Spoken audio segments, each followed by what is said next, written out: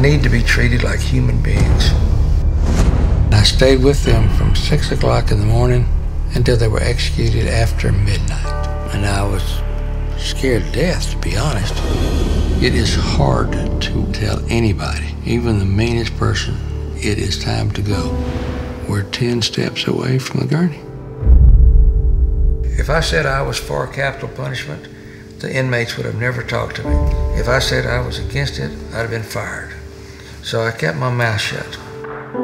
After each execution, I made a tape on everybody that I walked with. I held his right hand. He was squeezing very tight as they inserted the needle. Daddy takes a lot of pride in what he does. I couldn't share with them what was going on inside a death house. That was me. And I was overcome with this wave of great, great anxiety. Those tapes were him at his weakest moment. I had told him, I had promised him that it wouldn't hurt, that it wouldn't take long. I was absolutely certain Texas murdered an innocent person. After about 10 seconds, he raised up his head and looked at me with those big brown eyes.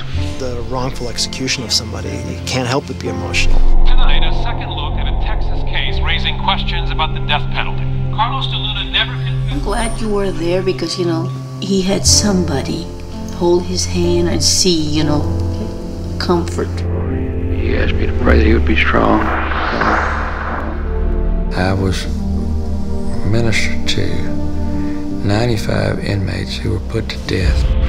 Lord first said, do you have any last words? I never intended to do 95. In fact, I didn't intend to do one. His eyes closed, and he moved no more. But it happened.